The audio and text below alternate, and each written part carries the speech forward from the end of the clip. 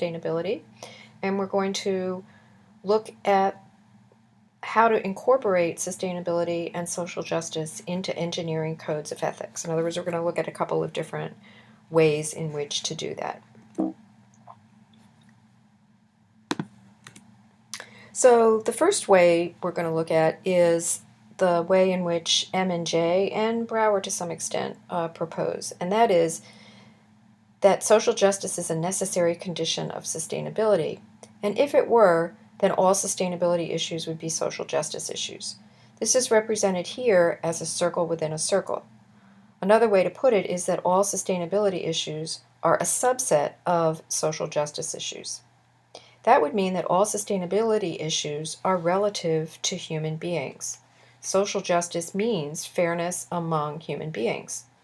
Notice that this would be what we earlier in the semester called a weak sustainability argument. That is, an argument where sustainability issues are defined relative to human welfare. One objection to this way of thinking about sustainability and social justice is that it leaves out any non-human, ecocentric sustainability issues or reasons. For example, preserving an ecosystem because it is a habitat for non-human species. But let's go back now to Brauer's discussion of M&J. Brauer says that M&J say that sustainability is a necessary condition of safety, health, and welfare, which would make all PC issues sustainability issues. So the PC would be expanded to the two inner circles to include sustainability and safety, health, and welfare. And insofar as it included sustainability, it would also include social justice. But can that really be what M&J mean? I'm inclined to think not exactly. I think rather what M&J probably mean is that in addition to safety, health, and welfare, the PC ought to include sustainability issues, that sustainability issues should be as necessary a part of the PC as safety, health, and welfare are.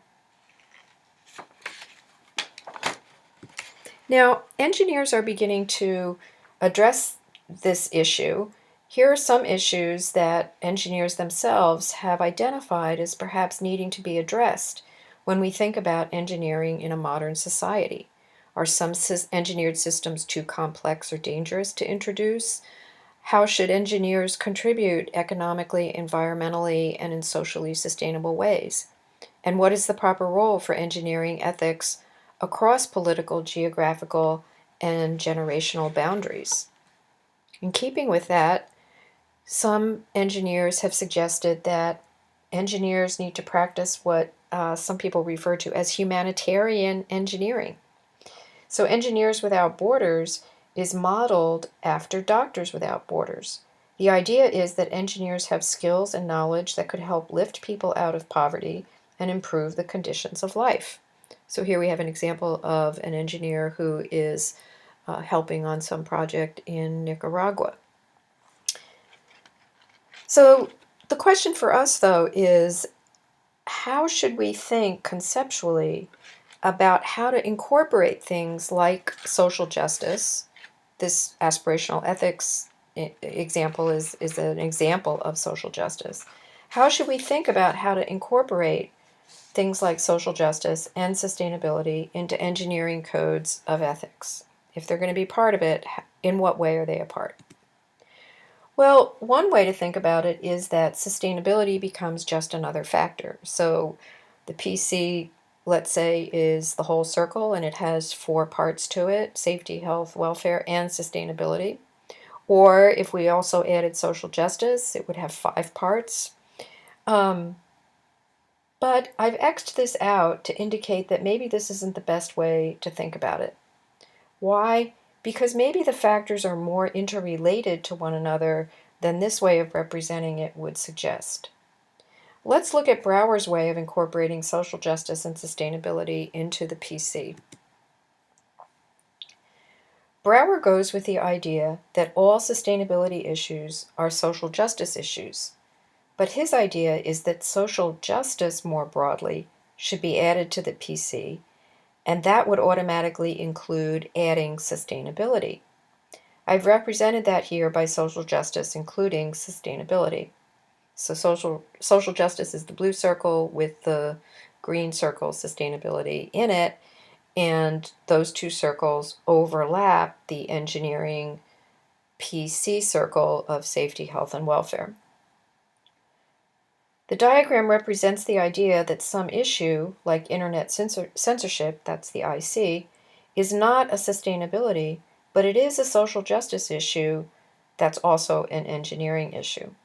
The X represents the idea that a sustainability issue is also a social justice issue, and that it could also be a safety, health, and welfare issue for current generations.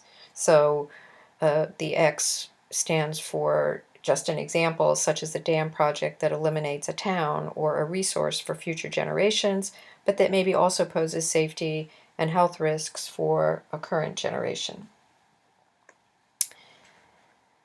But now I want us to think for a minute about whether this is the relationship between sustainability and social justice. Forget about the PC for the moment. Just think about the idea that all sustainability issues are social justice issues. So sustainability is included entirely in the social justice circle. Is that right? Is that how we want to think about the relationship between these two issues? Or do we want to consider the possibility that maybe there are some sustainability issues that are not human related? And that's represented by this diagram, where the X in the far right represents the idea that there's a sustainability issue that's not also a social justice issue. So for example, preserving an ecosystem because it is the habitat of a non-human species. If that were a legitimate moral reason, that would be an ecocentric moral reason to preserve the habitat, to think of that as some kind of ethical duty. But then it would be a sustainability duty, but that's not also a social justice duty. So if we think this is the relation between social justice and sustainability, then incorporating social justice and sustainability into the PC would need to be represented a little bit differently. Now, just to be clear, I'm not suggesting that there aren't a lot of social justice and sustainability issues. In other words, I'm not suggesting that there aren't issues that are both. So, for example, this graduate student is working in Ghana on toilets, and they're trying to address a number of things. One is preventing waste from contaminating the drinking water, and that's a social justice issue because many poor people don't have access to potable water, whereas those who are not poor do. So trying to address that problem would be a social justice issue. But at the same time, they're trying to use the waste as a valuable resource to be reprocessed into fertilizer, fuel, or electricity. And so that's a sustainability issue. Same project, but it has both dimensions to it, both a justice dimension and a sustainability dimension.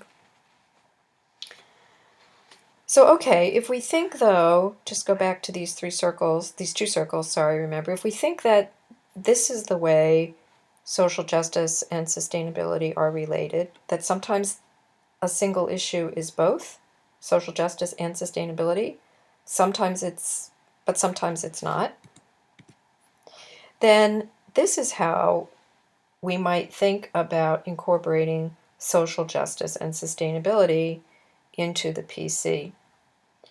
Social justice and sustainability may still overlap with safety, health, and welfare, but some sustainability issues will not overlap with social justice and vice versa.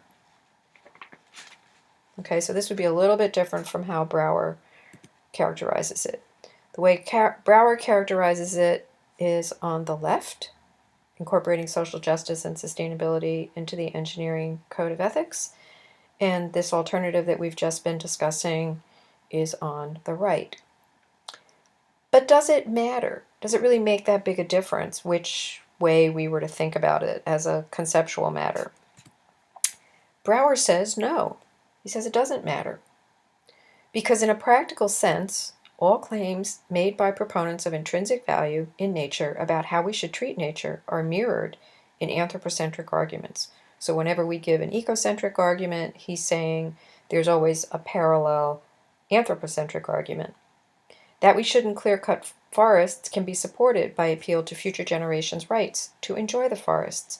There is no need to take a stand on whether the arguments are anthropocentric or appeal to the intrinsic value of nature, because nothing is to be gained in terms of action guidance. In other words, anthropocentric and ecocentric arguments about what we should do, how we should act, come in practice to the same thing. Okay, so that's Brauer. He says it doesn't matter. Whether you agree with Brauer depends on whether you think there are cases like Y in the diagram on the right. That is, whether there are cases where the moral reason that is action guiding is not anthropocentric. So the example we gave was the dam project that might eliminate the habitat of a non-human species. If eliminating the habitat of a non-human species is a compelling moral argument, then that would be a sustainability argument, but not a social justice argument. So what do you think? Should the PC clause be modified to include social justice? To include sustainability? If so, how would you operationalize duties to hold paramount safety, health, welfare, and social justice and sustainability? And how do you think other parts of the engineering codes of ethics would also have to be modified? These are challenging questions.